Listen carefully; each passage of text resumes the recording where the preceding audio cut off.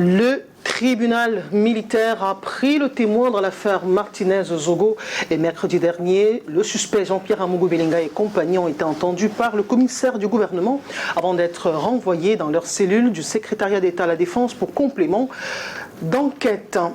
Mesdames, Messieurs, bonjour, bienvenue à la rétrospective de l'information, le rendez-vous des faits marquants de la semaine.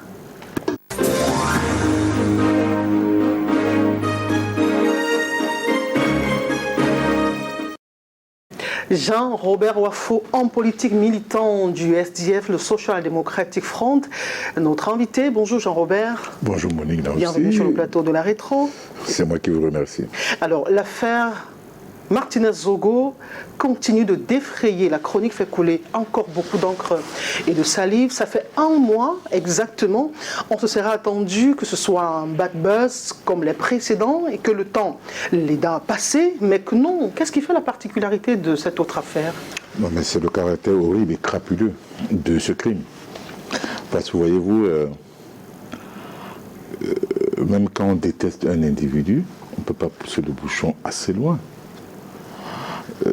Ce qui est arrivé à Martinez-Zogo, je souhaite paix à son âme et j'adresse mes condoléances à toute sa famille nucléaire, sa grande famille, sa famille également professionnelle, je veux parler donc des journalistes et tout.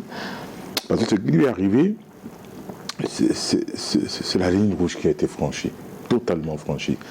On ne peut pas accepter qu'en plein 21e siècle, qu'on puisse faire subir à un homme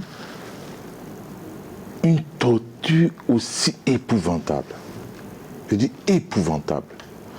Vous vous rendez compte, quand son corps a été balancé, on a balancé son corps manifestement en pleine nuit.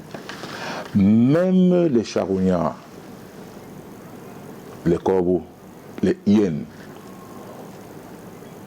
ont refusé de venir manger une partie de son corps. C'est tout dire. C'est tout dire. Ma question, je vais la reposer. On a eu des cas similaires, ou peut-être pas autant graves. Vous vous souvenez quand même de l'assassinat de Monseigneur Benoît Mbala? Ceux qui ont vu le corps ont témoigné d'une mutilation à nul autre pareil. Mais le boucan n'a pas été autant fort que celui de Martinez-Zogo. Est-ce parce que c'était un homme de médias, simplement? Non, pas nécessairement. Vous avez une image vaut parfois 1000 mots. Le corps de Monseigneur Bala, c'était épouvantable, tout le monde le sait. Ça choquait la conscience collective. C'était un homme de Dieu, comme on le dit très bien. C'était un homme de Dieu, mais on n'a pas vu l'image proprement dite du corps de Monseigneur Bala. C'est vrai, c'était également épouvantable et inacceptable, inadmissible. Mais ce qui a suscité l'émoi, c'est le corps qu'on est venu balancer. Et les gens ont pris des photos. Les gens ont pris des photos. Et il y a également le contexte. Il décède à la suite des révélations qu'il a faites sur les fameuses lignes 94 et 65.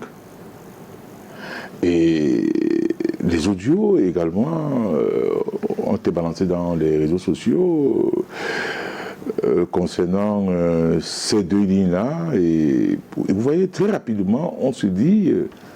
mais écoutez, est-ce que c'est pas à cause de cela? Mais sauf que, je suis de ceux qui pensent, qu'il y a ce qu'on appelle la notion de la présomption d'innocence, mais je suis également partisan de ce que tous ceux qui ont participé de près ou de loin, c'est-à-dire quand je dis de près ou de loin, c'est qui? C'est les exécutants, c'est les auteurs, c'est les co-auteurs, c'est les complices, c'est les commanditaires. Que tout cela soit puni conformément à la loi, parce qu'on ne peut pas atteindre un tel degré de cruauté quand on est un homme. Je me pose même la question de savoir si ces gens-là qui ont perpétré cet acte sont sortis des entrailles d'une femme. Je me demande si ceux-là qui ont posé cet acte ignominieux se sont rappelés un seul instant que Martinez est sorti des entrailles d'une femme. Quand on l'a fait une fois, quand on l'a fait deux fois, ça devient une habitude et donc ça tuer devient tout à fait ordinaire. Peut-être que vous n'avez pas le sang sur les mains. On nous enseigne que ceux qui ont l'habitude de tuer, pour eux, ça devient un jeu d'enfant. On va en parler davantage dans le cours de cette émission. Je le disais à l'entame que ça fait 1 mois que la dépouille de Martinez Ogo a été découverte dans une banlieue de Soie. Nous allons refaire le film de cette procédure d'enquête et notamment la main qui a été prise ou le témoin qui a été passé au tribunal militaire à Yaoundé. Une succession de reportages qui portent la plume de Michael Tipkio et d'Arnaud Guefak. Un vent d'après-midi du mardi, plutôt tumultueux ici au tribunal militaire de Yaoundé. Dès l'arrivée des suspects vers 13h50, les lieux sont minés. Une hyper-présence de gendarmes et de leur matériel roulant. Les proches des suspects déambulent à tous sens. Dans les cellules du tribunal, Amougou Belinga et compagnie attendent le sort à eux réservé pour la suite de la procédure. Le commissaire du gouvernement est la vedette chez qui sont tendues toutes les oreilles. Les minutes s'égrènent, puis les heures, jusqu'à la tombée de la nuit. Le commissaire du gouvernement est l'actuel maître de toutes les attentions ici. Pour le moment, le dossier de la première vague est encore en examen. Les autres encore en cours séjour dans les cellules et attendent leur tour. Au balcon et dans les couloirs, les allers et retours du personnel de cette juridiction. Les avocats aussi sont en scène. Une dizaine aperçus, parmi lesquels Charles Tchungang, Maître Nguini et Jacques Bouni, des noms bien connus du barreau camerounais pour des affaires retentissantes. Entre détente et conciliabule, le temps passe. Peu avant minuit, les minibus affectés au transport des suspects partis sont revenus. L'information attendue tombe enfin. Les suspects sont renvoyés par le commissaire du gouvernement au secrétariat d'État à la défense chargé de la gendarmerie pour complément d'enquête. Le cortège là s'ébranle pour leur retour dans les cellules.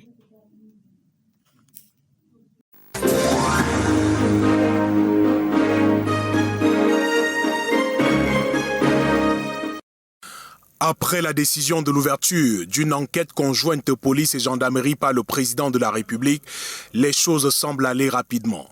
Depuis le déclenchement de l'affaire, on avait jusque-là entendu parler que de l'interpellation du directeur général de la recherche extérieure, quelques jours après celle du directeur des opérations de la même structure, le désormais très célèbre lieutenant-colonel Danway. Ce dernier s'est visiblement montré riche en déclarations en mettant les enquêteurs sur des pistes ayant conduit plus tard à plusieurs interpellations. En termes d'interpellation, celle de Jean-Pierre Amougou Belinga, de son proche collaborateur Bruno Bidjan, du colonel à la retraite Etondi Soé, chef de la sécurité du premier, ont fait beaucoup de bruit. Des interpellations suivies par une série de perquisitions au domicile d'Amougou Belinga, à Vision 4 et à l'immeuble Ekang à Yaoundé. Plusieurs fois, cet immeuble a été cité dans l'affaire comme étant le lieu où l'assassinat de Martinez Zogo s'est produit. Rien à confirmer pour l'instant. Dans les détails de l'affaire, on a également noté la sortie des avocats de Jean-Pierre Amougou Belinga, dénonçant ce qu'ils ont considéré comme des vices de procédure. La réponse d'autres juristes ne s'est pas faite attendre. Ceux-ci estiment que la nature des accusations portées contre les présumés coupables répond jusqu'ici au déroulement de la procédure. Une dizaine de personnes ont été interpellées dans l'entourage d'Amougou Belinga, des membres de sa famille aux proches collaborateurs, Et pas plus tard qu'hier, l'on apprenait la libération de 5 d'entre eux après au moins 3 jours passés au secrétariat d'État à la Défense. Toujours hier, l'on apprenait également que le président de la République aurait donné son accord pour que 2 membres du gouvernement, dont les noms sont régulièrement cités dans l'affaire, soient aussi entendus par les enquêteurs. Information que nous ne sommes pas en mesure de confirmer à l'heure qu'il est.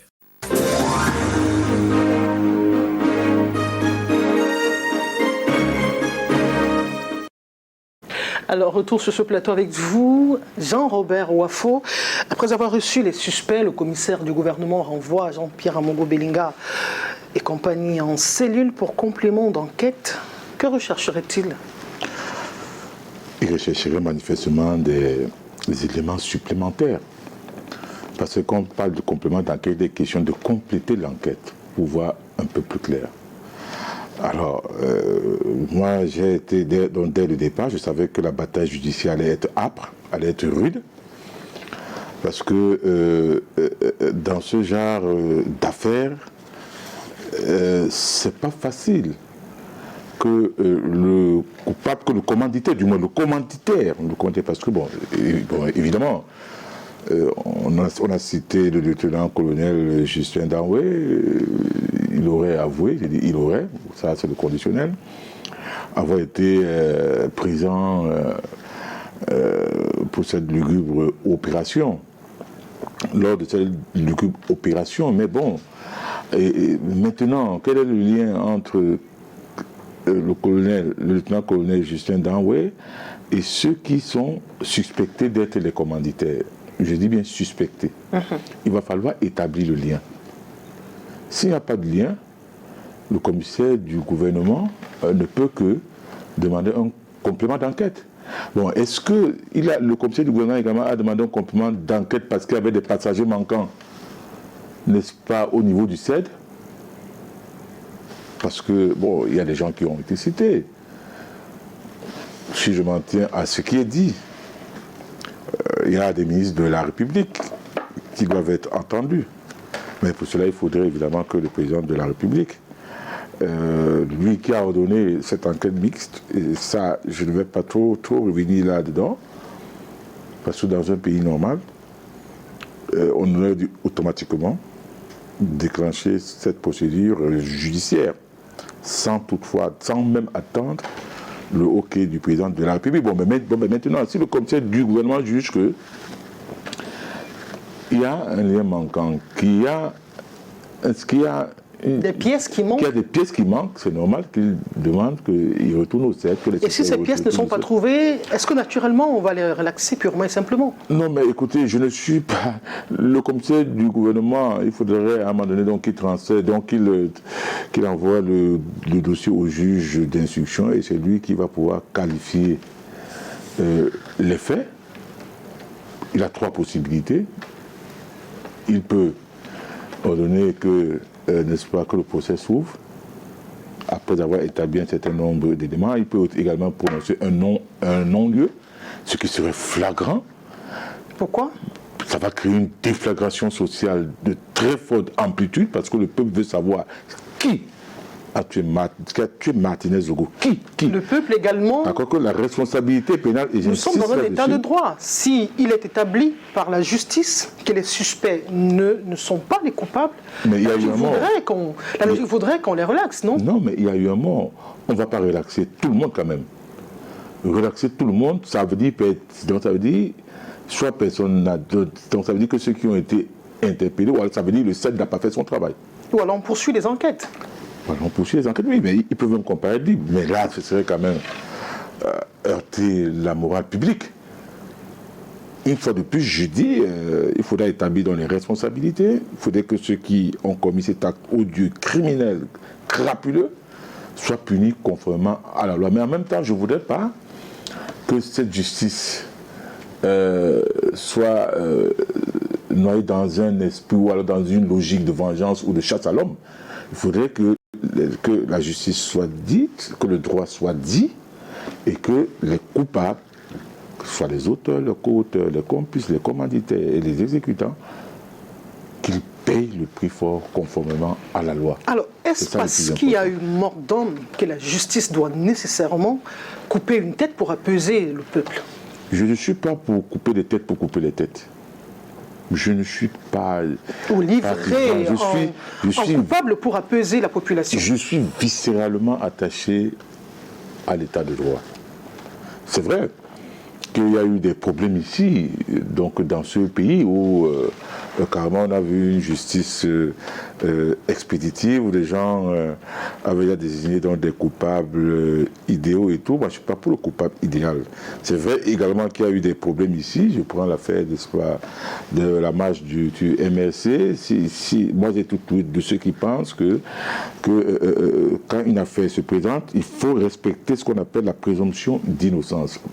Pour les militants du MRC, ça n'a pas été malheureusement le cas. Mais ce n'est pour autant pas qu'on doit continuer dans cette logique, parce que nous nous battons politiquement pour l'instauration d'un état de droit au Cameroun. Jean-Robert Wafo, vous aviez parlé tantôt des membres du gouvernement qui ont été abondamment cités dans cette scabreuse affaire, l'assassinat de Martinez Zogo. Si d'aventure ces membres du gouvernement ont été interpellés, quelle connotation prendrait cette enquête? Mais si les membres du gouvernement sont interpellés, forcément il faudra un remaniement ministériel. Forcément. Parce que ceux qui sont cités comme suspects, je précise bien suspects, occupent de très hauts postes de responsabilité dans l'architecture gouvernementale. Et bon, évidemment, vous ne pouvez pas continuer comme ça, dès qu'ils sont interpellés, s'ils sont par exemple interpellés et déférés devant le commissaire du gouvernement, on peut pas, le président de la République ne peut pas faire comme s'il n'y avait rien eu. Puisque c'est des piliers, n'est-ce pas, de l'appareil gouvernemental. Forcément, il sera obligé, n'est-ce pas, de faire un remaniement ministériel. Mais une fois de plus, je dis, il faudrait, j'insiste, n'est-ce pas, sur la présomption d'innocence. On ne l'a pas fait avec l'affaire du MRC, on ne l'a pas fait dans le cadre de la crise anglophone, parce qu'il y a des gens qui ont été jetés en prison et jusqu'aujourd'hui, on n'a pas encore établi formellement leur responsabilité. Mais pourtant, ils sont toujours en prison. On ne l'a pas fait, ce n'est pas normal. Il faut respecter l'état de droit. Pas de politique de deux poids, deux mesures. Pas de politique de deux poids, deux mesures. C'est entendu, Jean-Robert Wafo. Important. Eh bien, l'association des chefs Sawa sont également montés au créneau cette semaine pour condamner une sorte de justice des réseaux sociaux qui jette des personnalités de la République à la vindicte populaire. L'île Piéjou nous propose la lecture de ce communiqué. Assassinat de Martinez Zogo.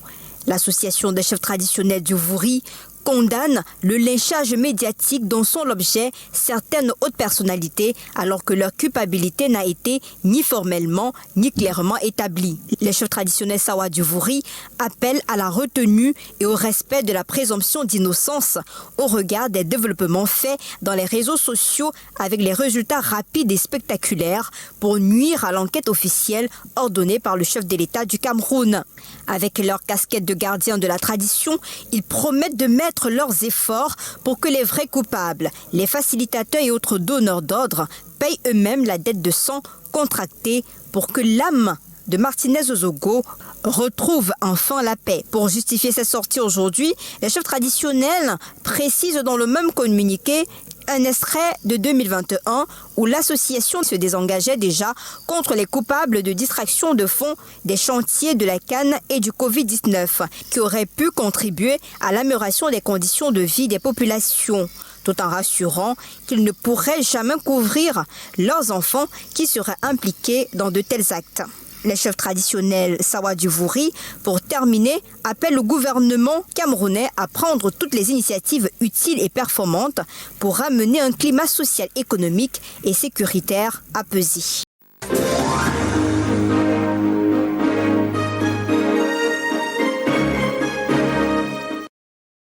Eh bien, des chefs traditionnels Sawa ont fait ce que d'aucuns ont qualifié de curieuses irruptions dans le dossier Martinez Zogo. Ils ont été aussitôt pris à contre-pied par le Ngondo. Jean-Robert Wafo, à quoi renvoie cette cacophonie selon vous? Non, mais écoutez, les chefs traditionnels savoir du Vouri. L'association. Cette association est constituée de citoyens camerounais qui peuvent bien s'exprimer. Tout le monde peut ne pas être d'accord avec leur démarche. Toujours est-il que, bon, ils ont la liberté de s'exprimer, c'est un droit constitutionnel. D'aucuns se posent la question sur l'opportunité de leur sortie. Pourquoi c'est seulement maintenant? Bon, est-ce qu'on peut empêcher à quelqu'un de faire une sortie quand il veut? Est-ce qu'on peut empêcher à une association de faire une sortie quand elle veut? Là, ça pose la question, mais à contrario, je me pose aussi la question de savoir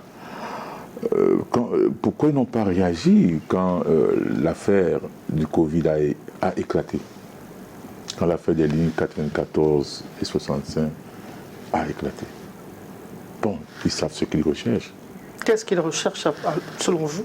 Mais, écoutez, ils sont mieux placés pour venir répondre à ça sur ce plateau.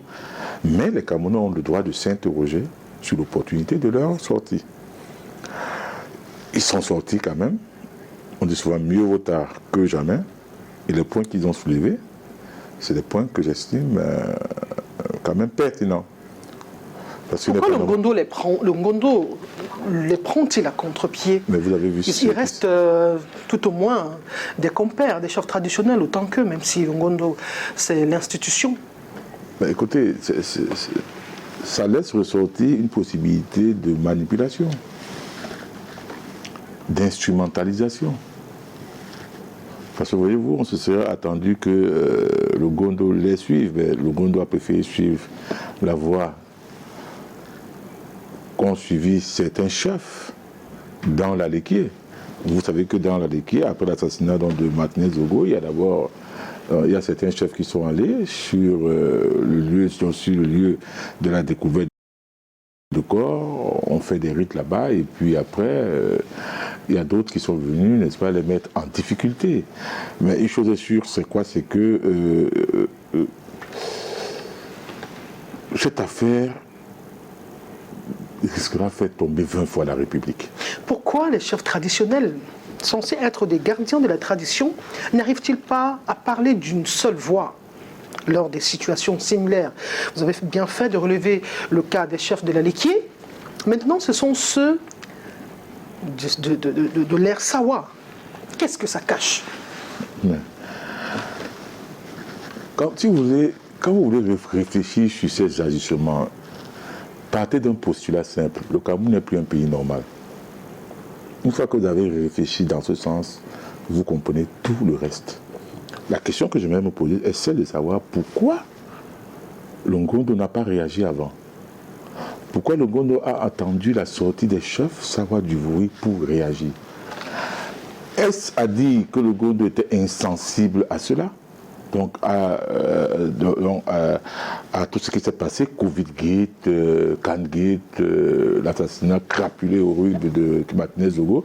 Non, vraiment, à un moment donné, je ne suis pas dans le Ngondo, je ne suis pas dans l'association des chefs traditionnels Sawa du Vouri, mais ça laisse un arrière-goût d'instrumentalisation possible. Le silence est aussi une autre forme de communication, Jean-Robert Wafo. On peut choisir de ne pas dire un mot pour exprimer une position aussi. S'ils ont choisi d'être silencieux, j'ai du respect pour le Ngondo. J'ai un énorme respect pour nos traditions africaines. Je suis né à Douala, j'ai grandi à Douala, et j'ai un profond respect, n'est-ce pas, pour la culture, et surtout pour le Ngondo. Je vais vous dire une chose. Je suis né à Nubel, Carrefour Casino. J'ai fait ma maternelle au Carrefour Casino, c'est-à-dire qu'à l'école maternelle de Kounuta. Mais toute l'école primaire, le reste, de la 6 au cours moyen 2, donc j'ai fait mon école primaire, le reste à Saint-Jean-Bosco, à l'école Saint-Jean-Bosco. Et de la 6e en terminale au collège Liberman. Donc, j'étais pratiquement, donc je vivais la culture Sawa. Mais je me pose une question simple. Si le Ngondo, si on va dans votre sens, le silence, il aurait dû continuer avec le silence.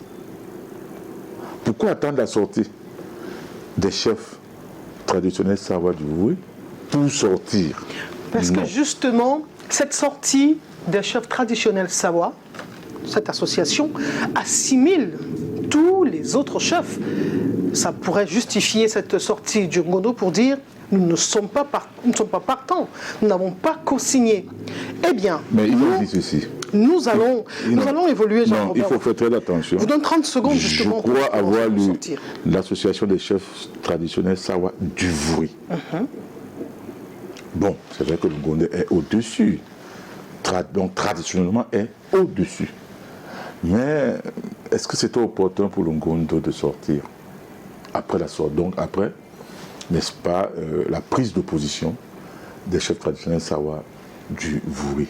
Ne pas sortir pourrait également signifier qu'on s'approprie cette sortie de l'association des chefs traditionnels Sawa. Ils ont choisi le silence avant. Mais ils auraient dû continuer avec le silence. Peut-être que la sortie, je vous ai dit tantôt que même le silence est une forme de communication. Peut-être que la sortie de l'association des chefs traditionnels Sawa ne communique pas le même message. Mais je vous pose une autre question. Non, c'est moi qui pose les questions. C'est moi qui pose les questions. Si l'association des chefs traditionnels Sawa du Vouri, s'il n'avait pas fait une sortie, le Ngondo allait faire une sortie? J'ai une question à vous poser, Jean-Robert Wafo. Que répondez-vous à ceux qui soutiennent Mordicus que cette association de chefs Sawa vise le soutien d'une communauté à une élite qui est menacée sur la place publique? Ça fait partie des commentaires que nous sommes en train de collecter ça et là. Que répondez-vous à ceux qui ont cette J'ai tendance? parcouru, n'est-ce pas, les termes contenus dans leur déclaration. Je n'ai pas vu une élite être nommément indexée. Vous savez, bon, c'est vrai, on est libre d'interpréter. Ça, c'est clair. Et même cette affaire Martinez-Zogo, ça va dans tous les sens à cause du silence du gouvernement. À cause du silence, par exemple, du commissaire du gouvernement également. Parce que dans des affaires classiques, des affaires comme ça, qui mettent en émoi la République, parce que je vais vous dire une chose, quand vous m'avez posé la question à l'entame de cette émission, de savoir pourquoi le cas Martinez-Zogo, mais sachez une chose, dans cette affaire, il y a une implication, il y a l'implication d'une institution comme la DGRE. Je vais un peu expliquer ce que c'est que la DGRE en 30 secondes. Allez-y. La DGRE, c'est le compte espionnage. C'est l'équivalent de la CIA aux États-Unis. Pour prendre un exemple simple, quand le président de la République veut voyager, il veut sortir du pays pour une visite d'État, une visite officielle ou bien une visite de travail, qui sont ceux qui précèdent l'arrivée du chef de l'État dans ce pays? C'est les éléments de la DGE. Ils vont en mission d'avance. Ils vont en mission de repérage. Ils vont à l'hôtel. Ils vont dans la suite du chef de l'État, dans la suite qu'il va occuper. Donc les suites que les membres du gouvernement qui accompagnent le président de la République vont donc occuper. Ils font le travail de contre-espionnage, c'est-à-dire ils vérifient s'il n'y a pas de micro caché, s'il n'y a pas de caméra cachée et tout. Donc ils vont en mission d'avance. Donc la DGE est cette institution qui est censée protéger toutes les autres institutions qui elles-mêmes doivent protéger les Camerounais. À partir du moment où il y a une faille, à partir du moment où on privatise, entre guillemets, la DGE, ça veut dire aucun Camerounais Né en sécurité. Né en sécurité. Et surtout pas le premier des Camerounais, je veux parler du président de la République. C'est pour ça que ça crée ces témoins. C'est entendu, Jean-Robert Wafo. Cette semaine également, en fin de semaine précisément, ce sont les conseils de Jean-Pierre Amongo Belinga qui ont donné un point de presse à l'immeuble Ekang à Yaoundé pour donner leur opinion, des clarifications sur la procédure judiciaire en cours. Ils ont parlé des vices de procédure. Notre reporter a titré sur ce dossier « IET Arnaud Ngefak ». On vous écoute. Des avocats en place, déception sur leur regard, dénonciation par le verbe. Moi, je ne peux plus accepter que mes clients soient traînés dans la boue. La convocation et l'audition ce jour même de Christine Boum, la secrétaire particulière de Amougou Belinga, au service central de recherche judiciaire de la gendarmerie, exaspère le collectif des avocats. Nous nous trouvons avec une enquête présidentielle qui a été prescrite le 22. Et le 17 février, on se retrouve avec une enquête parallèle ouverte avec un nouveau scénario. Le collectif coordonné par Charles Tchungang passe en revue ce qu'il considère comme violation des procédures dans le cadre de l'enquête en cours. Entrée en scène de Bruno Bidjan, Raymond Etoundi Soué et Amougou Belinga, histoire tumultueuse d'un 6 février compté. Irruption de dizaines de gendarmes et policiers au domicile de M. Jean-Pierre Amougou Belinga pour procéder à son arrestation sans convocation préalable et à des perquisitions sans mandat de perquisition. La suite de l'histoire autour des perquisitions, dont la plus retentissante chez la seconde épouse du patron du groupe L'Anecdote. Les gendarmes s'y sont introduits de force et par effraction, défonçant les portes à la hache et à l'arrache-clou, ce après 18 heures, et en l'absence de la composante policière de la commission mixte, ils ont interpellé manu militari les occupants et visiteurs du dit domicile qui n'ont été relâchés que 24 heures plus tard, sous garant. Tout cela pour rechercher des éléments pouvant inculper Amougou Belinga, que l'on suspecte comme commanditaire de l'assassinat de Martinez Zogo. Les hommes de médias venus nombreux ne sauront rien par contre de ce qui est reproché à Raymond Etoundi Soué et à Bruno Bidjan.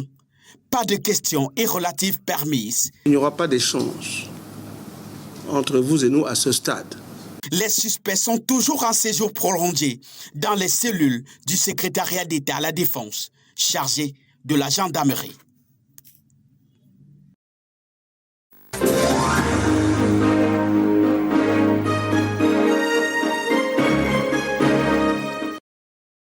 Alors, voici justement 2 semaines que les enquêtes ont démarré sur l'assassinat de Martinez Zogo, avec en garde à vue des suspects. Jean-Robert Wafo, quand vous suivez le propos de Maître Tchungang, l'avocat de Jean-Pierre Amougou Belinga, qui dénonce des vices de procédure. Ensuite, il parle d'une procédure illégale qui a été mise sur pied.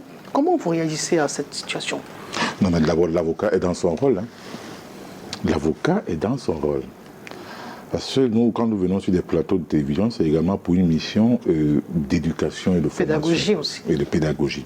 L'avocat est dans son rôle. L'avocat de Jean-Pierre Amougou Belinga, c'est normal qu'il mette en avant, n'est-ce pas, certains dysfonctionnements qu'il a pu constater.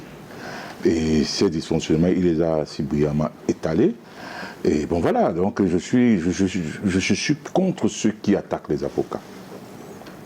Je suis contre eux. Parce que voyez-vous, regardez par exemple toutes les autres affaires, les affaires de partout dans le monde. Ce sont les suspects qu'on attaque. On n'attaque pas les avocats. Parce qu'ils sont dans leur rôle. Ils peuvent utiliser tous les angles d'attaque. C'est vrai. Concernant cette affaire, je dis, il les a énumérés. Par exemple, vous venez donc de dire qu'il y avait une enquête parallèle. Donc il y avait une enquête parallèle. Oui, selon le propos de l'avocat. Selon les propos du bâtonnier Tchungang, s'il y avait une enquête parallèle qui s'est faite, c'est une enquête parallèle qui s'est faite à l'insu des avocats, n'est-ce pas, de ces suspects, ce n'est pas du tout normal. De toutes les façons, le commissaire du gouvernement appréciera. Mais une chose est sûre, c'est quoi? C'est que dès que j'ai vu l'entrée en scène, je vous l'ai dit au départ, du bâtonnier Charles Tchungang, qui est un procédurier redoutable, qui a une casquette d'homme de droit de qualité et d'exception, j'ai senti que cette affaire allait être très compliquée. Alors, très compliqué, en cas de violation procédures. Oui, la procédure. Bon, mais pour le reste, moi je dis une fois de plus, et je reste campé dessus, le peuple veut savoir ceux qui ont assassiné Martinez Zogo. C'est entendu. C'est clair et la net. procédure. C'est-à-dire qu'on ne nous dise pas après qu'il n'y a eu personne. La procédure, elle est en cours et on espère justement que les coupables et seront surtout que les vrais démasqués coupables soient désignés. et leurs complices, Et leurs complices. sans exception. Pas de logique de chasse à l'homme, pas de logique de vengeance, des faits, rien que les faits qui doivent conduire à identifier les véritables coupables, complices, commanditaires, tout ça, de l'assassinat de Martinez Zogo. On parle d'un autre assassinat, d'un autre journaliste, cette fois-ci est prêtre, Jean-Jacques Olabébé, qui a été retrouvé lui aussi assassiné. C'était le 1er février dernier. La dépouille a été retrouvée au soir à Mimboman, c'était à Yaoundé. D'aucuns parlent de proches de Martinez Zogo, mort dans des conditions suspectes également. L'autopsie pratiquée sur sa dépouille a eu lieu jeudi dernier et ses proches ont eu l'occasion de le voir pour la toute première fois depuis l'annonce de son décès. Joël Diom 3, compte rendu. Après 2 semaines d'incertitude entourant la mort du prêtre et homme de médias Jean-Jacques Olabébé, sa famille est informée de la tenue d'une autopsie et invitée à identifier sa dépouille ce 16 février 2023 à l'hôpital central de Yaoundé. Il avait un gras, pas vous dire exactement que non, est-ce qu'il y a eu quelque chose de suspect, mais ce qui est suivi, j'ai vu son visage, c'était lui. Le visage marqué, sa petite sœur, Marie-Gertrude, revient sur ce qu'elle sait des circonstances du décès de son frère aîné. Le commandant de brigade me dit il était en train de boire sur une table, après il commence à courir. Pour par-ci, par-là, il casse les portails, il saute les maisons, il se retrouve dans la maison d'un monsieur à qui il fait ce geste, ne dit rien, on me poursuit, et puis quand il sort, il s'écroule, il meurt. Puis, comme une pénitence, elle égrène son chapelet de questions. Simplement comme ça, il est tombé, il est mort. Comment? On ne sait pas. Comment est-ce que, quand la brigade constate qu'il est décédé, prennent le corps, ils partent mettre à la morgue et puis c'est le lendemain qu'ils appellent sa femme. Pourquoi ils n'ont pas pu appeler sa femme là à l'instant pour venir reconnaître le corps? Timothée Olabébé, son frère cadet auditionné, a été lui choqué de voir sa déposition travestie sur les réseaux sociaux. J'avais dit que mon grand frère avait été opéré en date du 8 janvier de la hernie, mais dans les réseaux sociaux, il est dit qu'il avait un cancer, ce qui n'est pas la vérité. La compagne du père Jean-Jacques Olabébé et la famille espèrent que l'autopsie effectuée ce 16 février viendra faire la lumière sur le décès suspect de cet homme de médias qui n'avait aucunement sa langue dans sa poche.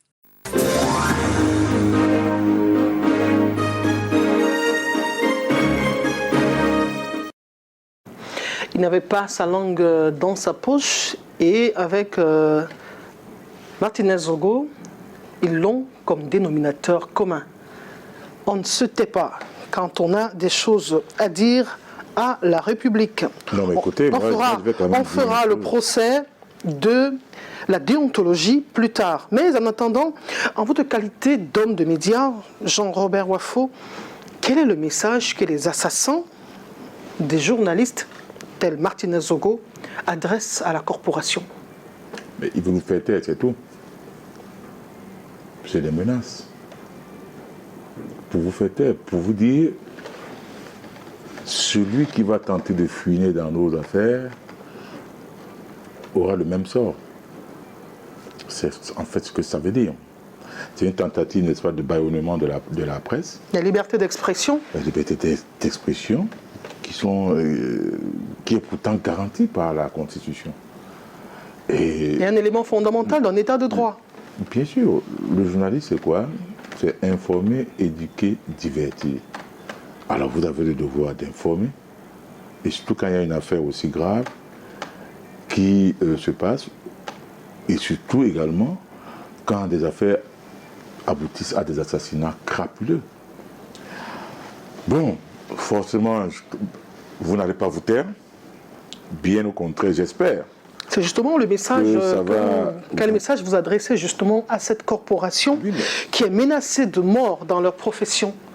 Qu'elle soit davantage soudée, qu'elle soit davantage déterminée à exercer ce noble métier, et également qu'elle soit soudée. Elle soit soudée.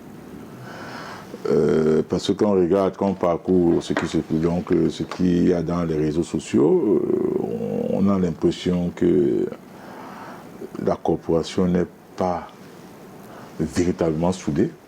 C'est vrai qu'il y a des syndicats, mais quand je lis, j'ai comme impression qu'il y a une gangrène là, quelque part, qu'il faudrait extirper. Qui a le ver dans le fruit. Tout à fait.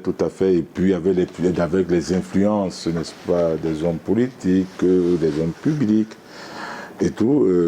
Je sais que le contexte n'est pas facile, mais en même temps, je me dois à la vérité de dire que ce sont les pouvoirs publics qui ont intérêt que les journalistes soient paupérisés. Parce que voyez-vous, quand on regarde l'aide publique à la communication privée, 250 millions. Je suis près d'une centaine de médias. Qu'est-ce que c'est? Vous croyez que la plupart vivent vraiment de leur salaire? Qu'est-ce que ça coûte? Les gens volent par milliards. L'unité de mesure au Cameroun, c'est le milliard. Un individu vole le milliard.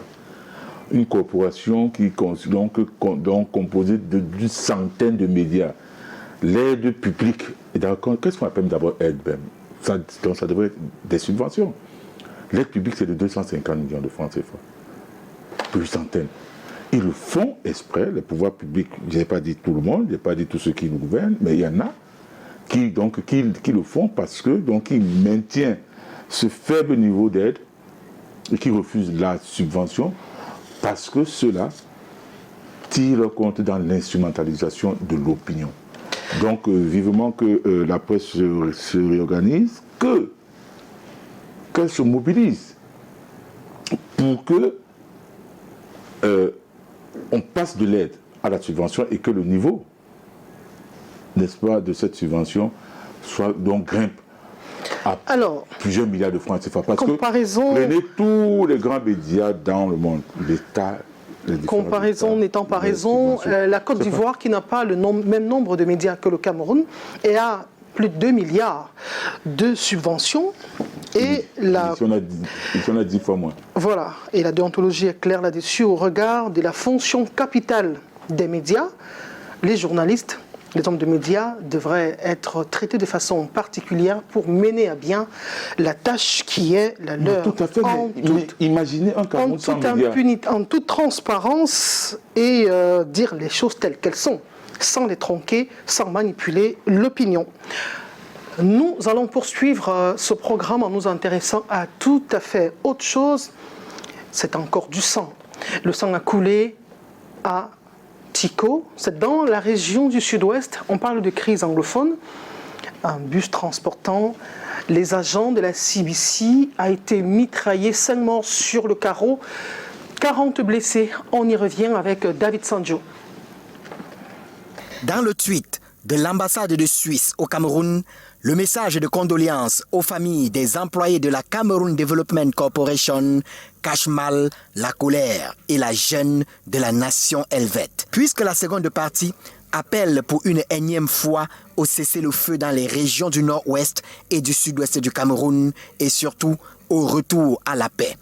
Si de façon expresse, le diplomate ne rappelle pas les nombreuses tentatives de résolution du conflit intentées par son pays, force est de reconnaître que la Suisse s'est à plus d'une reprise proposé de jouer les médiateurs dans ce conflit. Une rencontre des belligérants avait même été entreprise dans ce pays, bien que cela n'ait pas porté des fruits. Un appel qui arrive quelques jours après le 20 janvier 2023, date de la déclaration de Mélanie Joly, ministre canadienne des Affaires étrangères. Elle laissait alors entendre que son pays avait reçu des parties en conflit la qualité de médiateur pour la sortie de crise. Une sortie rapidement démentie par Yaoundé. Et depuis lors, les atrocités se poursuivent sur le terrain.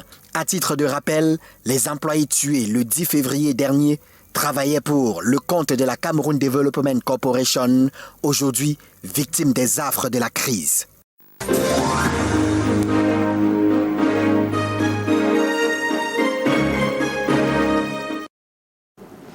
Alors, merci David Sandjo. On revient avec vous, Jean-Robert Wafo. Le Cameroun a récemment décliné la médiation du gouvernement canadien dans cette crise. On se souvient également qu'il y a eu un premier échec du genre avec la Suisse qui a entrepris de régler le conflit en jouant sa partition. Et la Suisse renouvelle sa médiation dans ce dossier. Question, pourquoi a-t-on le sentiment que le Cameroun se montre réticent à cette médiation des pays amis? On a vu l'Afrique du Sud, à l'époque de l'apartheid, bénéficier des médiations des autres pays. Pourquoi le Cameroun se montrait-il réticent? C'est simple. C'est simple à comprendre. Il y en a qui bénéficient de l'économie de guerre, qui ont intérêt que la guerre continue. Côté camerounais, il faut le dire, côté pouvoir public, il faut le dire clairement. Le cardinal Christian, le défunt cardinal Christian... Vous voulez citer des pêcheurs en eau trouble? Je dis des vermines. Il faut utiliser ce terme. Ce sont ces vermines qui profitent de l'économie de guerre, qui n'ont pas intérêt que la guerre cesse là-bas. Et comment les stopper? Puisque certainement, ils ne sont pas nombreux. Il y a des milliers de Camerounais qui voudraient que la guerre s'arrête. Écoutez, mais ce sont eux, mais il n'y a que le gouvernement qui doit piloter cette affaire. Il y a ceux qui nous gouvernent. Et même parmi ceux qui nous gouvernent, il y en a qui veulent vraiment que la guerre cesse, qui sont pour cette médiation. Mais il y a un autre groupuscule qui tire profit de la continuation de cette guerre. Une poignée, certainement. Un groupuscule. Mais sur le terrain, malheureusement, dispose des leviers puissants du pouvoir. Parce que je ne peux pas comprendre, on ne peut pas dire, on ne peut pas tenir un langage, ce langage-ci. On dit, il faut que la guerre cesse. On organise donc le grand dialogue, qui est devenu donc, qui s'est transformé en fiasco. Bon, c'est vrai qu'il y a eu certaines avancées, mais pas de nature à mettre fin à cette guerre. La preuve, c'est que le lendemain, n'est-ce pas, de ce grand dialogue, il y a eu des tueries de ce côté, dans des deux régions anglophones. Maintenant, on ne peut pas dire que, ou donc officiellement, qu'on promeut la paix, qu'on promeut la fin de la guerre, et en même temps refuser toute forme de médiation. Même celle initiée par les anciens présidents africains, les gens ont fait cette proposition, ils ont dit non. Celle initiée par la Suisse, ça a été un fiasco. Celle proposée par le Canada, on a vu toute une ministre des Relations extérieures du Canada, des Affaires étrangères du Canada, faire un communiqué pour dire clairement que voilà, le gouvernement camerounais a accepté un début de pourparlers dans le cadre de la négociation pour un retour à la paix dans les deux régions du nord-ouest et du sud-ouest. Les gens ont été cités, le gouvernement camerounais d'un côté et le gouvernement camerounais a démenti. Ils ont démenti. Attendez, mais qui a démenti? Le gouvernement camerounais. C'est le ministre de la Communication. Porte-parole du gouvernement camerounais. Bon. Est-ce qu'il... Attendez, il parlait en tant que qui? Porte-parole du gouvernement camerounais. Et qui sont ceux qui sont allés là-bas? Nous nous en tenons à ce qu'a dit le porte-parole.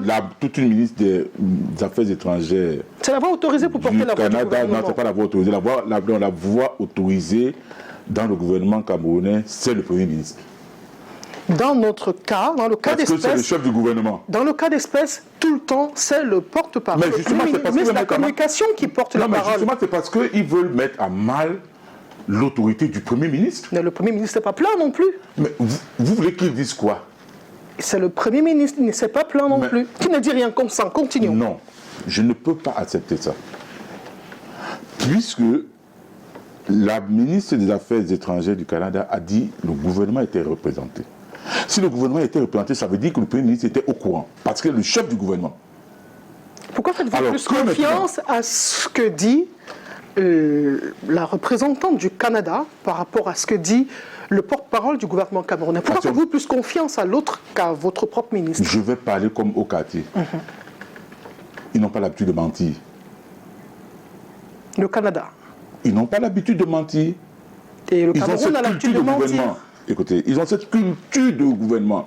Ici, vous avez vu tout un ministre de la communication faire une sortie après l'assassinat lâche des 2 mamans qui portaient les enfants sur le dos à l'extrême nord. On a vu un ministre de la communication venir dire que c'est pas au Cameroun, que c'est au Mali. Ce n'était pas le mensonge. Le démenti a été refait plus tard par le même gouvernement. Mais écoutez, il est venu dire, que ce n'est pas au Cameroun, que c'est au Mali. Alors, et après, c'est pas lui qui est venu dire que c'était au Cameroun. Mais c'est quelqu'un d'autre. Non, écoutez, il faut à un moment donné qu'il y ait une coordination gouvernementale. Il faut qu'il y ait une coordination gouvernementale. Et même quand le Premier ministre, même quand on atteint ce stade où le ministre des Relations extérieures, même des Affaires étrangères du Canada qui fait une sortie pareille, où est son homologue camerounais? Non, écoutez, son homologue camerounais n'a pas pris la parole. Pourquoi? Jean-Robert Wafo. Non, écoutez, je pense pour ma part, par rapport à cette crise, oui. Il y a déjà trop de morts. Nous sommes tout à fait d'accord parce que sur le terrain, le carnage se poursuit. Permettez-moi de le dire avec gravité. Oui. Et je suis de ceux qui pensent que toute médiation qui peut conduire à un cessez-le-feu, suivi d'un dialogue inclusif, pour résoudre en profondeur cette crise anglophone qui a déjà fait plus de 3000 morts, des centaines de milliers de déplacés, des maisons détruites, incendiées, des villages rasés, des entreprises qui tournent pratiquement au ralenti, pour ne pas dire qui ne tournent plus du tout. Et je suis de ceux qui pensent que ceux qui viennent contrecarrer cela, pour moi, c'est des monstres. Il faut arrêter ça. On parle de zone économique. Même le moindre photo, quand il y a un incendie, Madame Naoussi, quand il y a un incendie, même le moindre seau d'eau du voisin est important. Alors, mais quelle est cette histoire? Nous constatons justement que le carnage c'est le lieu ici pour moi de m'interroger. Sur le terrain, oui, votre interrogation, c'est laquelle? C'est le lieu ici pour moi de m'interroger sur le silence du chef de l'État. Parce que le premier diplomate camerounais, dans tout pays, c'est le président de la République. Mais qu'il confie officiellement la résolution de la crise anglophone à un membre de son gouvernement. Qu'il le dise officiellement. Si c'est le Premier ministre qui dit « j'instruis le Premier ministre de conduire les négociations », ça ne doit plus se faire en aparté. Une fois que c'est en aparté et que des gens ne respectent pas les consignes, il doit pouvoir se lever, faire un discours et dire clairement que j'instruis le Premier ministre de mener les négociations. Parce que tel que ça va là, on risque de perdre les 2 régions du Nord-Ouest et du Sud-Ouest. Et qui sont ceux qui sont responsables de cela? On a vu, avant sa nomination, comme Premier ministre membre du gouvernement en 2019, on l'a vu, son domicile être incendié bien avant sa nomination, jusqu'à quelques heures avant sa nomination. Je te parle de notre domicile, de sa résidence au village. La résidence du Premier ministre Joseph John Gouté a été incendiée au village. Quelques instants après, on l'a nommé Premier ministre. Qui a fourni l'information qui devait être nommé Premier ministre à ceux qui sont allés incendier? Qui était dans le secret de cette nomination? Mais voilà des pistes qu'il faut aborder. Il y en a qui n'ont pas intérêt. Et je dis, le sang de nos compatriotes qui est en train de couler dans le Nord-Ouest et le Sud-Ouest, les souffrances de ces enfants qui laissent leur lieu de résidence, le lieu de résidence de leurs parents, sont obligés de venir vagabonder à travers tout ce sang, toute cette sueur va remonter dans la conscience de ces tueurs. On ne peut pas accepter, et je suis de ceux qui pensent également que même nos adversaires politiques du RDPC doivent pouvoir à un moment donné dire trop c'est trop. Faire le genre de sortie des chefs traditionnels Sawabo du Vouri pour dire que ça cesse. Alors, ça cesse. Jean-Robert Wafo, avant de vous poser la prochaine question, je sous-entends, selon votre propos, qu'il y aurait des complicités haut placées avec les sécessionnistes. Alors, on a espéré qu'avec l'arrestation des 3 financiers de cette crise aux États-Unis il y a quelques mois, que les sécessionnistes allaient perdre du terrain. D'où viendrait leur force? Jean-Robert Wafo. Madame Naoussi, quand cette crise a commencé et que le gouvernement camerounais a utilisé la méthode forte, j'ai dit sur tous les plateaux de télévision, on ne met pas fin à un mouvement sécessionniste en décapitant ses leaders. C'est des idées de mer. C'est la pensée qui crée la sécession. Donc il faut déraciner cette pensée. Et on ne peut déraciner cette pensée qu'en asséchant cette idéologie sécessionniste. Comment assécher? C'est de dialoguer. C'est d'aller sur une table de négociation. C'est d'accepter la médiation. Que chacun, il laisse quelque chose.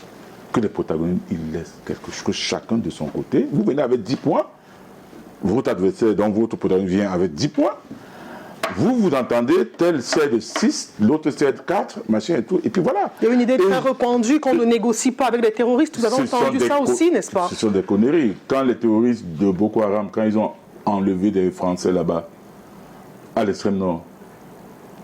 La famille Mounier, justement. On n'a pas négocié avec eux. On n'a pas négocié avec eux. Pourtant, c'était des terroristes venant du Nigeria. Mais nos propres frères, j'ai pu vous dire une chose. Hein. Politique de 2 poids, 2 mesures, c'est ce que je voulais dire. J'ai pu vous dire une chose. Ça, il faut être froid quand on va analyser un conflit pareil. La décentralisation est monnaie. Ça ne peut plus passer. Chaque fois que vous prononcez décentralisation, pour eux, c'est une provocation. Allons tout au moins à la régionalisation. Si le fédéralisme les dérange tant, parce que moi je suis partisan du fédéralisme, comme le promeut ma formation politique, c'est-à-dire le SDF. Mais si ça les choque tant, s'ils ne veulent pas machin et tout, parce que le fédéralisme aurait été, c'est-à-dire que l'instrument d'apaisement pérenne. Parce qu'il veut revenir tout au moins. Parce que personne n'est pour la sécession. Du moins, moi je ne suis pas pour la sécession. Et je ne crois même pas que ces sécessionnistes croient même en leur sécession, parce que je ne suis pas sûr qu'ils croient eux-mêmes en ça. Parce que quand on va souvent à une négociation, on met la barre pour obtenir au moins l'essentiel ou alors le minimum. Nos compatriotes du Nord-Ouest et du Sud-Ouest, donnons-leur le fédéralisme. De quoi les gens ont peur? De quoi Yaoundé a peur? Même la régionalisation qui est inscrite dans nos textes, on ne l'applique pas. Allez demander le compte administratif d'un conseiller, à un conseiller régional. Parcourez le compte administratif, parcourez le budget. Il n'y a rien dedans. Au point où c'est parfois des gouverneurs qui leur disent ne nous faites pas honte, signez seulement. Il n'y a rien dedans. Or, quelles sont les compétences des conseils régionaux?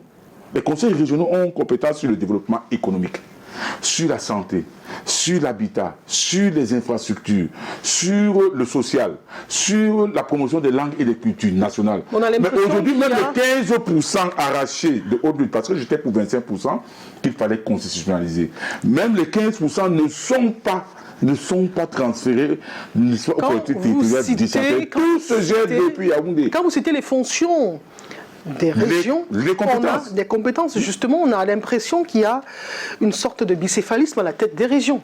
Le gouverneur, le président des régions. Tout à fait, mais tout à fait. Et comment résoudre ça, définitivement? Il faut une réelle volonté politique. Il faut un véritable transfert de ressources de l'État central vers les collectivités territoriales décentralisées. Pourquoi les gens freinent des 4 fers à Yaoundé? C'est parce que l'État centralisé, ultra centralisé, est devenu leur mamelle nourricière en termes de corruption, de détournement, etc. Ils préfèrent sacrifier l'avenir des générations pour leur minable poche. Mais je ne comprends pas. Et ça vient souvent de ceux qui sont riches. Parce que l'unité de détournement au Cameroun, c'est le milliard. Vous savez ce que représente 1 milliard de francs CFA? Madame Monina aussi. Quand vous avez 1 milliard de francs CFA, c'est-à-dire vous pouvez manger 1 million de francs CFA par mois et vous allez faire 83 ans et 3 mois. Alors, je dis 83 ans et 3 mois. Mais il y en a qui ont le milliard, qui ont 10 milliards, qui ont 15 milliards, qui ont 20, qui ont 50, qui ont 100. C'est pour faire quoi? C'est le budget. On ne va pas me dire que c'est pour les générations futures. Non. C'est le budget de certains, et je vais le dire clairement. De certains États. Et je vais le dire clairement, ils détournent par dizaines de milliards. Pourquoi? Parce qu'ils préparent le grand soir, Madame Naoussi. Il faut le dire aux Camerounais. Et le président de la République, là je vais l'interpeller ici. Quand le président Amadou Ahidjo vous donnait le pouvoir, il s'était battu tout au moins pour qu'il n'y ait pas de ministre milliardaire. Parce qu'à l'époque, et vous le savez mieux que moi, monsieur le président de la République, quand il était question d'aller donc d'envoyer les délégations de l'UNC dans les 7 provinces du pays, parce qu'avant on parlait de provinces, il n'y avait que 7. Il y a eu des gens qui sont allés tenir un contre-discours, un discours contre vous, contre votre accession au pouvoir. Je me rappelle de M. Moussa Ayat Sakifada, qui était le chef de la délégation de l'UNC à l'Ouest. Il est allé dire aux militants de l'UNC que ce n'est pas le choix, que le président Ahidjo a été forcé, que vous n'étiez pas son choix. Mais imaginez-vous à l'époque, monsieur le président de la République, que ceux qui contestaient votre accession à la magistrature suprême, d'après les dispositions constitutionnelles, imaginez s'ils avaient des milliards, comme vos ministres, aujourd'hui. Auriez-vous fait 1 an au trône? Auriez-vous fait 1 an au pouvoir? Non, pas du tout. Je vous en prie, monsieur le président de la République, vous avez aujourd'hui les moyens constitutionnels pour écarter ceux qui sont dans une perspective permanente du grand soir. Tous ceux qui ont détourné de l'argent, Covid-19, Cannes 2019, toutes les lignes 94, 65, tout ça, machin, tous ceux qui ont pillé, laissez la justice faire son travail. C'est entendu, Jean-Robert Wafo, je vous ai laissé le temps de vider votre sac, de vous adresser au président de la République. Je vous en remercie. C'est un citoyen camerounais, on le présente comme c'est le premier citoyen, chef des institutions. Mesdames, Messieurs, ce sera la fin de cette édition de la rétrospective de l'information. Nous ne partirons pas sans donner cette dernière information concernant les Lions qui sont en finale des barrages pour la Coupe du Monde grâce à un doublé d'Aboudi Onguené à la 79e et la 82e minute de jeu. Le Cameroun s'est imposé 2-0 devant la Thaïlande. Elle est entrée en jeu à la 74e minute. La capitaine n'a eu besoin que de 8 minutes pour plier le match sur des passes décisives de shoot Adjara. Et donc, mercredi à 7h30, les Lions indomptables affronteront le Portugal pour une place en Coupe du Monde. Et il faut rappeler que le Portugal a également explosé la Nouvelle-Zélande, 5-0.